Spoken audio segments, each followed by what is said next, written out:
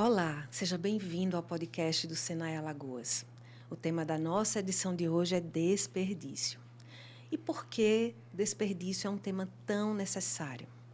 Bom, primeiro porque, embora seja um assunto trivial na sua, na minha, nas nossas casas, numa indústria esse problema é bem mais difícil de ser identificado e, mais ainda, administrado.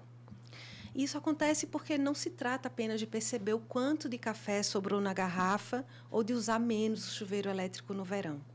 Numa indústria, ainda mais nas pequenas, há, sim, rotinas que demandam matéria-prima e geram resíduos, mas também atividades repetitivas e processos manuais que poderiam ser mais ágeis.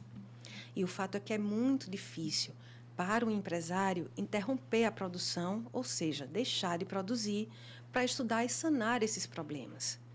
Mas, como nada acontece por mágica, para criar condições de reduzir ou mesmo de eliminar o desperdício, a gente precisa saber que ele existe e por que ele existe. Só depois desse diagnóstico é que entram em cena as ferramentas que permitem produzir mais com menos. E isso é um fundamento que está na base, aliás, do conceito de produtividade. Percebeu que não é tão simples assim? Bom, para discutir esse problema aqui no podcast, a gente vai receber Maicon Lacerda, gerente executivo de inovação e tecnologia do Senai Alagoas. Gente, Maicon é catarinense e vive aqui em Maceió há quase 2 anos. Ele é graduado em administração e licenciado em pedagogia pela Universidade do Sul de Santa Catarina, tem MBA em gestão empresarial pela Fundação Getúlio Vargas e mestrado em administração pela Universidade do Vale do Itajaí, uma região bem bonitinha lá de Santa Catarina também. Com experiência em implantação de institutos de inovação e tecnologia, coordenação de equipes, gestão de projetos, auditorias, consultorias, docência e gestão empresarial, Maicon vai dar aquele auxílio luxuoso para a gente falar sobre essa relação complexa, mas viável, entre combate ao desperdício e produtividade. Bom, Maicon, tudo bom? Olá, Alec. Eu vou começar falando do básico e começar pelo começo, né? Porque o começo é aquele velho desperdício que a gente acha que conhece. Quer dizer, todo mundo acha que conhece porque consegue dar um jeito na planilha das finanças domésticas e acha que desperdício é igual para tudo e em tudo. E, pelo que, né, eu pude ver nas pesquisas para a gente fazer esse podcast, não é bem assim, né? Percebi até que, em alguma instância, assim, em algum momento, desperdício vira uma coisa meio abstrata, né, para a indústria, porque parece que é só material que você não aproveita integralmente na produção ou resíduo que você joga fora, não recicla e, portanto, ele realmente é lixo para você. Ele não volta como valor, como, enfim, nada. E porque eu queria realmente que alguém que conhece isso me dissesse por que é tão difícil perceber na indústria esse desperdício. Assim, as pessoas estão correndo muito, a linha de produção não para assim, basicamente, é por isso que é tão difícil perceber desperdício na indústria? Lec, eu acho que você fez uma introdução muito interessante já ligado ao conceito, né, de desperdício.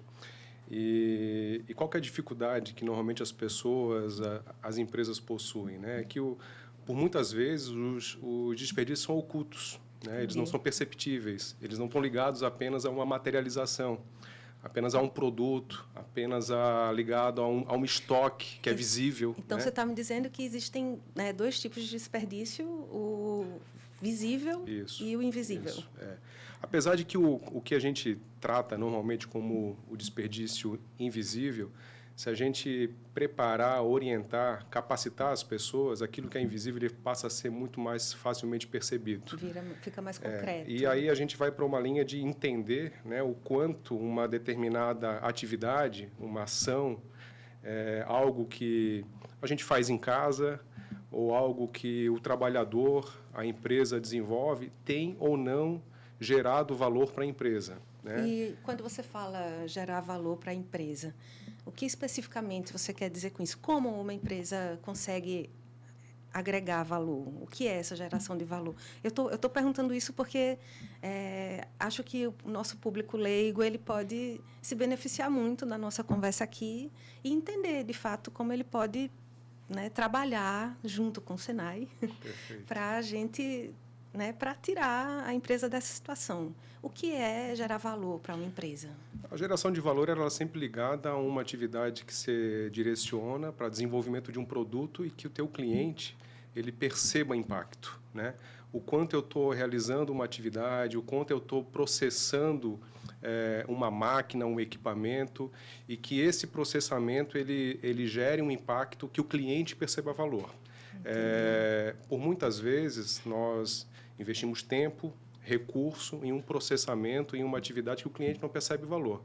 Isso gera custo, né? E esses custos, que nem sempre as empresas conseguem perceber, têm afetado, historicamente, a competitividade da indústria brasileira. Entendi. E aí eu acho que é importante a gente sempre trazer aqui para o nosso dia a dia, né, o quanto esse contexto do desperdício ele tem uma influência direta do ponto de vista da competitividade.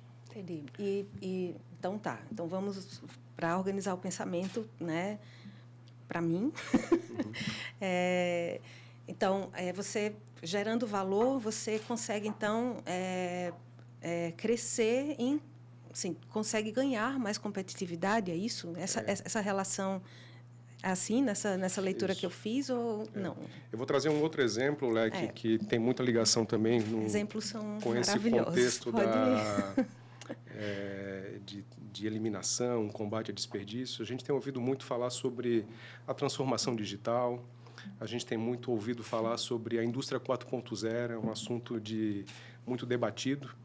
Apesar de não ser um assunto da moda, né, eu acho que o Brasil ele tem tentado recuperar o tempo perdido em relação a isso, porque esses são fatores também que influenciam na competitividade. Mas, geralmente, quando a gente fala da transformação digital, da indústria 4.0, a gente sempre pensa na indústria conectada, sim, na indústria automatizada, na alta tecnologia.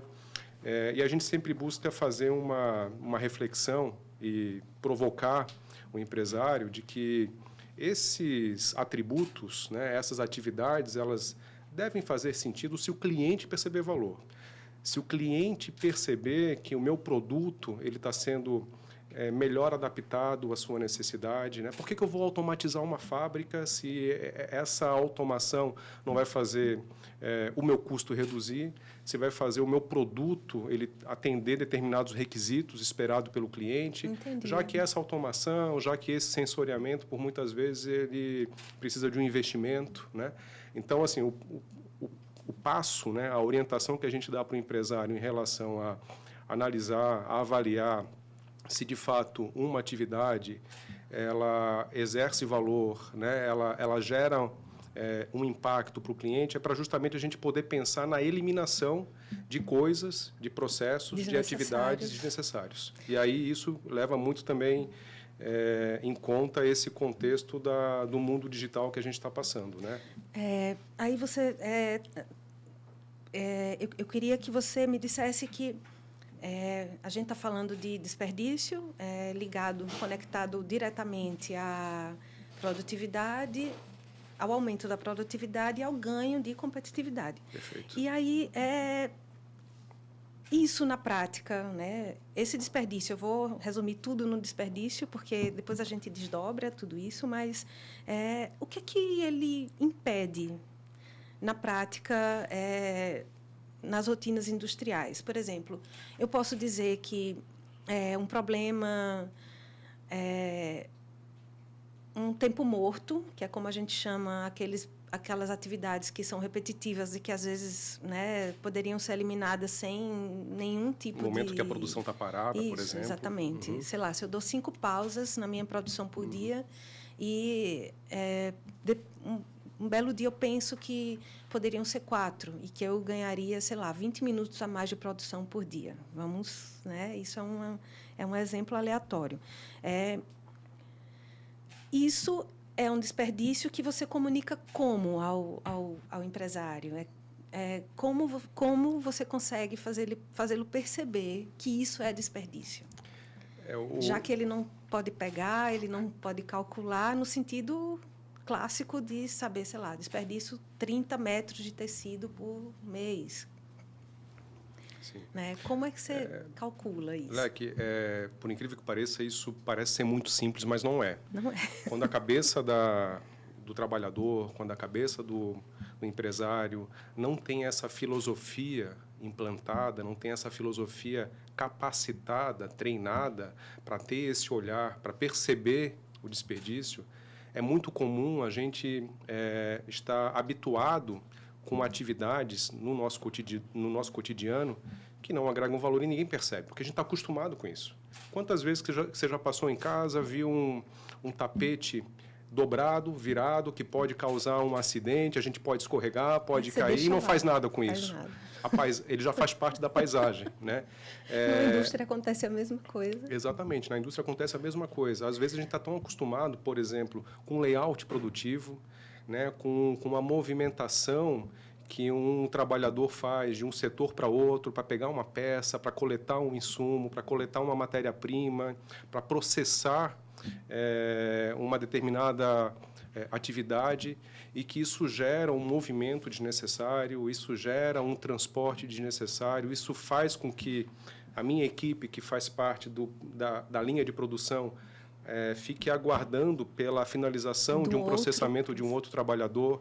Isso tudo são tempos perdidos. Isso tudo são atividades que podem ser, de uma maneira mais rápida, executada, de maneira a olhar para esse processo como um fluxo contínuo e que a gente perca menos tempo nesses processamentos. Eu queria só... você falou sobre um ponto que é super importante, que é em relação à capacitação. Né? Esse é um dos pontos que influenciam diretamente o ponto de vista da geração de desperdícios. Né? O Brasil, historicamente, ele não tem uma cultura forte para que se invista em capacitação dos nossos trabalhadores. Importantíssimo, né? Tem uma publicação da CNI que a CNI, vamos explicar, que é a Confederação Nacional das Indústrias. Isso, eles fazem uma série de estatísticas, publicações, pesquisas primárias, né? Eles fizeram um estudo comparativo com outros países, o quanto o Brasil investe em capacitação da mão de obra na indústria. Esse dado. Na média, no Brasil, o trabalhador da indústria ele recebe em torno de 30 horas de capacitação por ano. Por ano? Por ano. Enquanto nos Estados Unidos são investidos, em média, 130 horas de capacitação. Isso diz muito. O que porque isso a gente influencia? Está nesse estágio Exatamente. De desindustrialização. O que isso influencia? Né? Pouco treinamento, baixa padronização, baixo conhecimento dos processos, erros, falhas na execução daquela atividade, falha na execução desses processos, e isso faz com que o Brasil precise cada vez mais olhar para o ponto de vista da capacitação, da educação, para fazer com que o trabalhador conheça a atividade que vai ser executada, e por aí ele já pode ter uma melhor orientação. Então, o que você está me dizendo é que se a gente, por exemplo, economizar 6 minutos por dia numa linha de produção, a gente vai perceber no final uma quantidade maior de peças que foram produzidas. É isso. É uma lógica até linear para...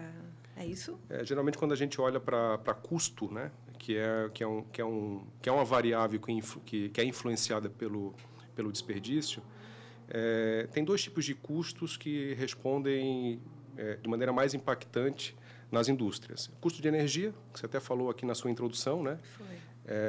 E a gente consegue, né, ter algum processo que reduza o nosso consumo de energia nas indústrias, né? Chega até a ser mais fácil do que perceber, obviamente. Exatamente. Um tempo morto, né? A gente pode fazer uma análise de sistemas de consumo de energia, e eficiência energética. Trabalhar fortemente com eficiência energética, né?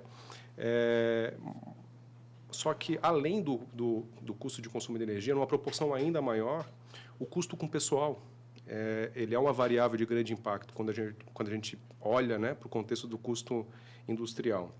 E você não pode ser inovador para lidar com o pessoal. Você paga salário, Exatamente. ou você paga salário. E um dos fatores principais que afetam a produtividade do Brasil tem relação com o custo de pessoal.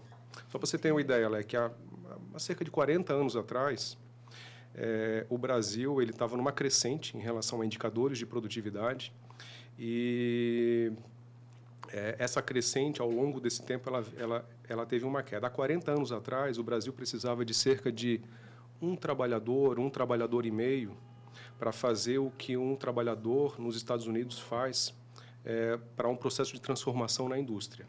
Nossa. Hoje, em 2020, nós precisamos de 4 trabalhadores no Brasil para fazer o que um trabalhador nos Estados Unidos faz. E essa estatística tão trágica que você revelou aí para a gente, você acha que praticamente é decorrente dessa ausência de atenção quase que completa, porque 30% de treinamento por ano, ou 30 horas de treinamento por ano é muito pouco. Você acha que está diretamente relacionado? Eu acho que tem uma série de fatores. Um dos fatores é esse contexto que eu comentei sobre a cultura de investimento em capacitação da nossa mão de obra, para padronização, para orientação, né? Para que as pessoas estejam orientadas a realizar atividades que agregam valor dentro de uma linha de padronização. Mas também tem uma ligação muito forte com a adoção das indústrias por técnicas de manufatura enxuta. Né? Eu acho que até um tema que vocês vão abordar em outras rodadas aqui. Nos próximos episódios a gente vai tratar desse nome meio grandioso que até algumas pessoas têm medo de falar, que Só é para você ter uma ideia, tem um outro Lean dado, Manufacturing, que é a manufatura enxuta, né? Tem um outro dado, Leque, também da Confederação Nacional das Indústrias, que uma pesquisa amostral, obviamente, né, mostra que somente cerca de 30% das indústrias no Brasil adotam algum tipo de ferramenta ou de técnica de manufatura enxuta. Que tipo de ferramenta, que tipo de técnica é essa, né? É um número baixo. A gente não está falando de nada muito complexo, nada muito sofisticado. Tenho certeza que a maior parte das indústrias, das empresas já ouviram falar, algumas adotam, não de maneira sistematizada, mas a gente está falando de trabalho padronizado, de criar procedimentos padrões. A gente está falando de programa 5S. Olha quanta coisa básica. Simples, né? Então, e essas são as ferramentas que normalmente são as mais adotadas, mas apenas cerca de 30% das empresas, das indústrias no Brasil adotam esse tipo de ferramenta. Isso indistintamente entre micro, pequena, média e grande, ou você acha que nas grandes a coisa já está muito mais disseminada?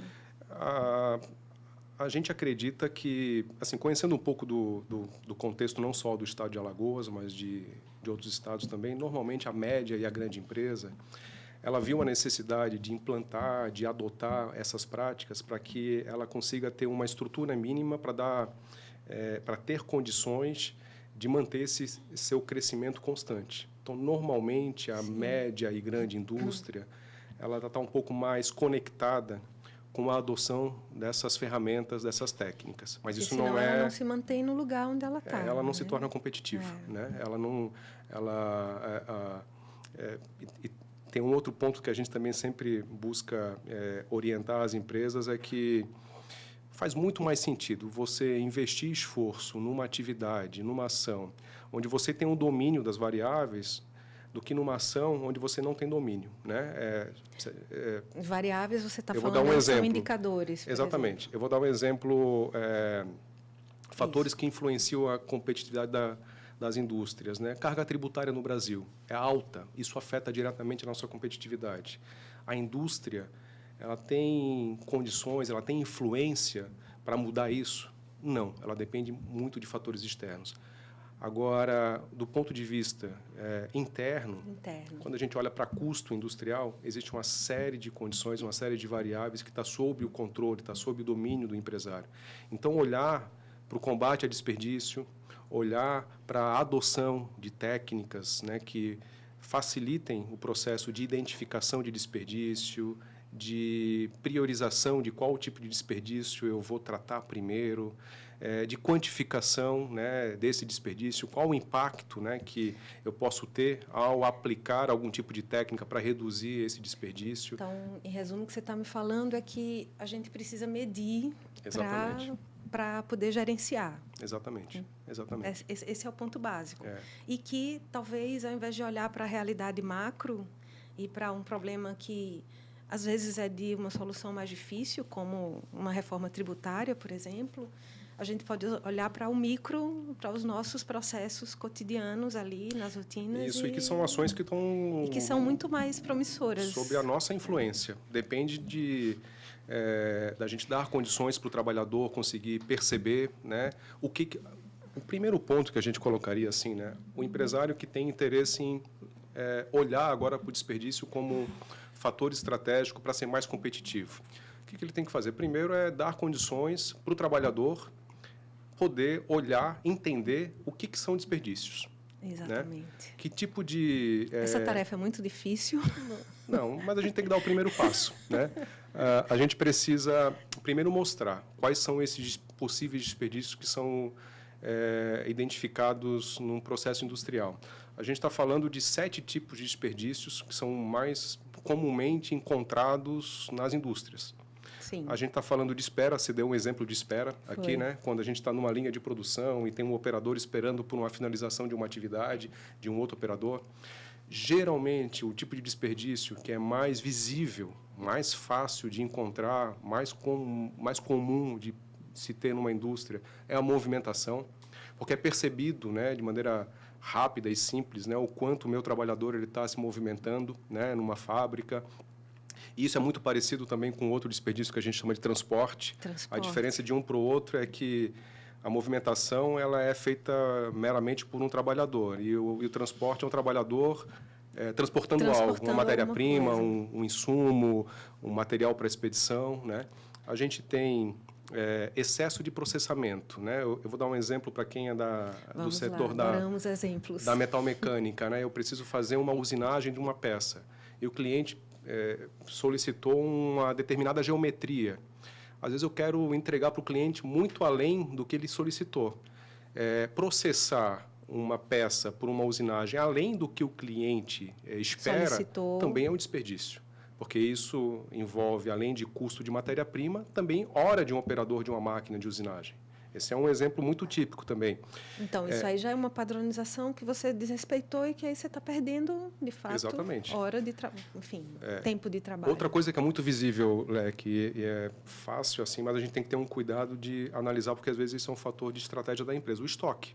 O estoque é fácil de perceber, às vezes uma empresa que tem um estoque muito robusto, né?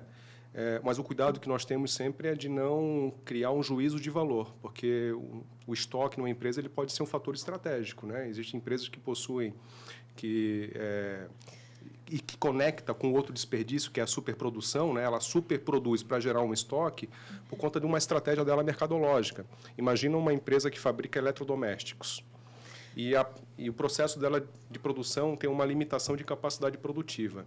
Eu vou produzir para atender uma demanda, de um pico de demanda, por exemplo, de uma data comemorativa. Dia dos Pais, Dia das Mães. São datas, normalmente, que nós Mas a partir do momento que você esse tipo de produtos. Deixa no estoque e não tem realmente uma data para sair, para mandar aquele produto para o mercado e aquilo fica ali... Eu estou consumindo matéria-prima, eu estou consumindo insumos, isso é dinheiro que está parado dentro da empresa. E o produto final não sai do seu estoque. E aí, só para fechar os 7 tipos de desperdício, tem um outro exemplo que é muito típico também, que geralmente a falha no controle de qualidade é o que gera, que são os defeitos. Quando eu fabrico alguma peça, quando eu fabrico um equipamento, não tem algum tipo de mecanismo de monitoramento e controle de testes, ele é entregue para esse cliente e aí já envolve todo o processo de expedição, de transporte, de logística, e o cliente me devolve isso, eu preciso fazer uma correção daquele produto, fazer um recall, por exemplo. Isso é um prejuízo enorme para a indústria automobilística. Né? Exatamente. Então, o primeiro ponto que a gente sempre orienta as empresas capacitar as pessoas a entenderem quais são esses tipos de desperdícios, né? Quais são e trazer exemplos práticos, né? Exemplos que a gente consegue também associar no nosso dia a dia, em casa, né? E que possa estar conectado com a indústria. E aí eu vou fazer a pergunta, então, que não quer calar como você faz isso? Aí eu sei que existem ferramentas e eu queria que você destacasse a principal delas hoje,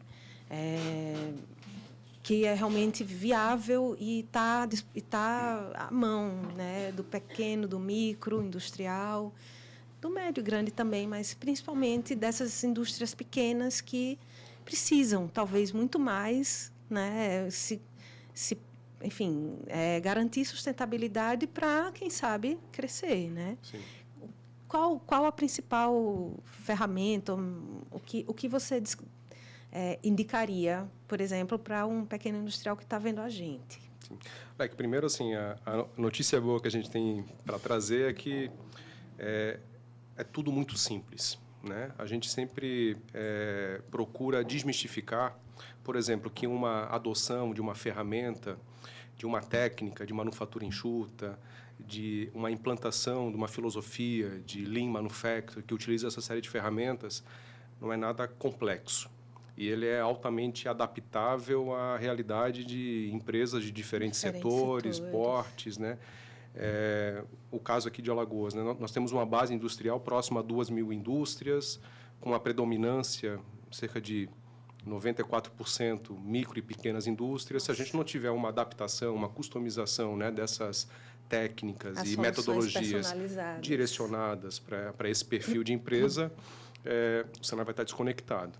Então, o primeiro ponto não é complexo, a gente precisa dar o primeiro passo.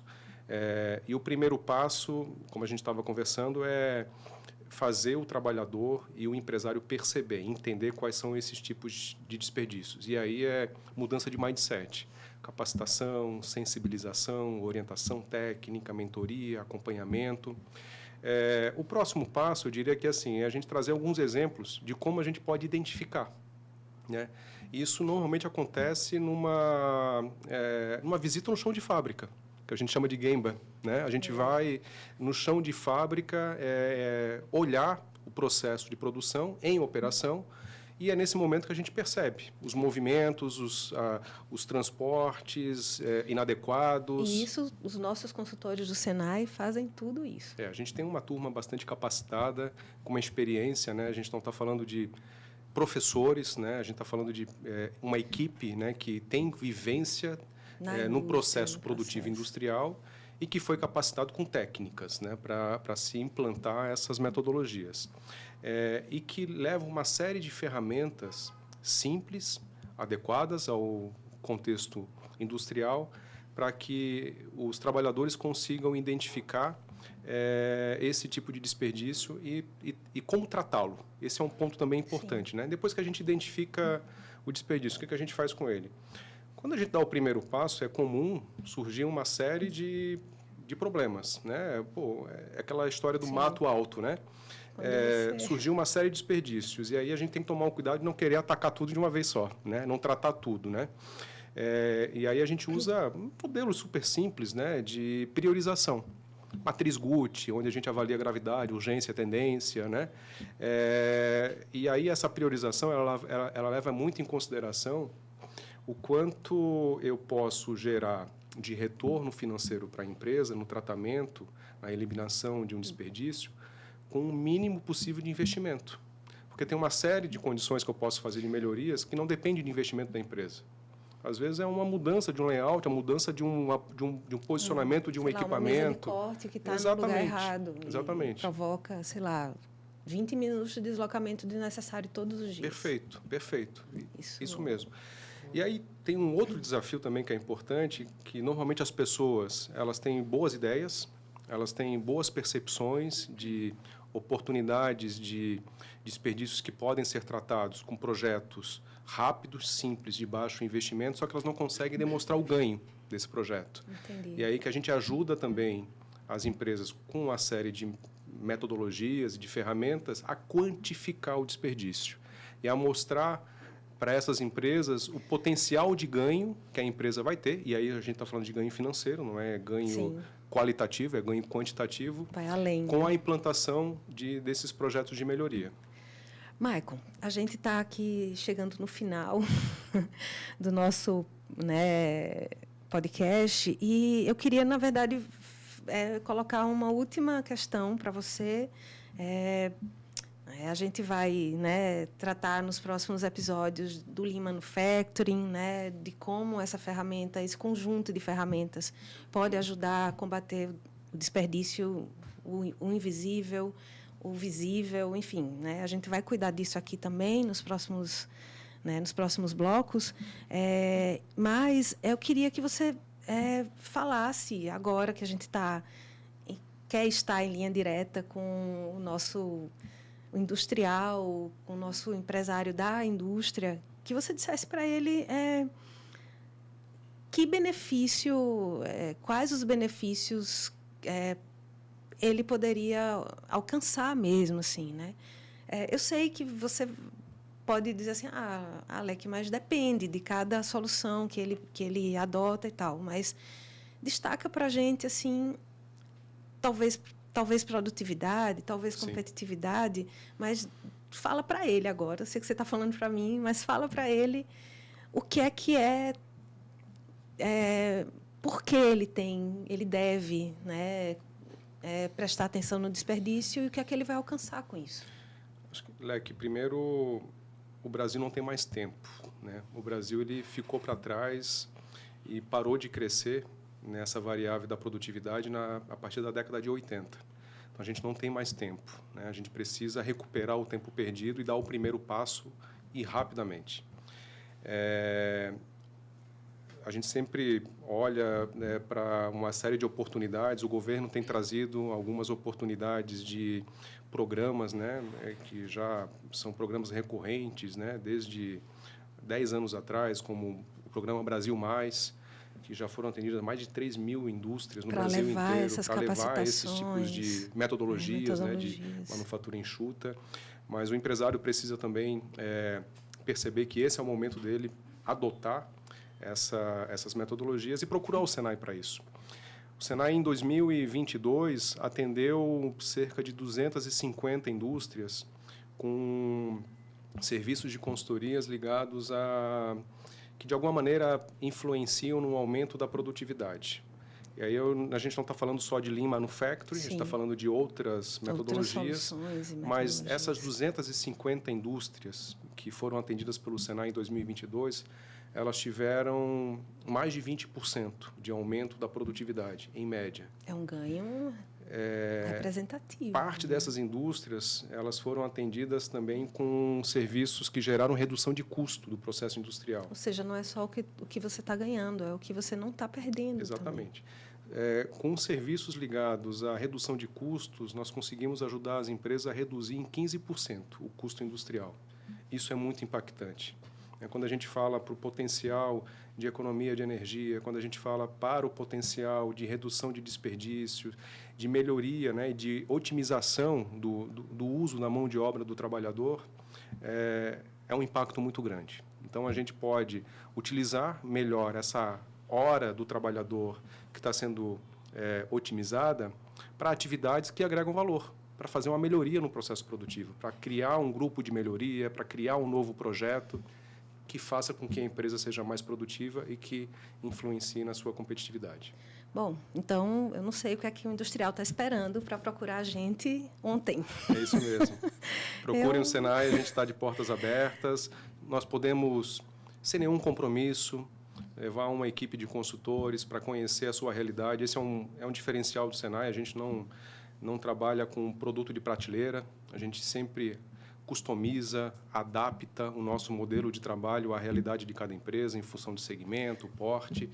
Então, a gente tem uma equipe muito preparada para ajudar a indústria de Alagoas. Então, os nossos consultores estão esperando e, enquanto isso, todo mundo pode assistir os próximos blocos desse episódio aqui do podcast e saber ainda mais sobre tudo que o Senai pode oferecer para as indústrias alagoanas, não é isso? Isso mesmo. Michael, muitíssimo obrigada. Obrigado, Leque. Eu foi um prazer. acho que, né, foi uma aula. Nada, foi um bate-papo. E acho que vai fazer muita diferença na vida de quem precisa produzir mais, né? É isso mesmo. Contem com o Senai, a gente vai estar sempre de portas abertas. Beleza. Valeu. Obrigada. Obrigado, Leque.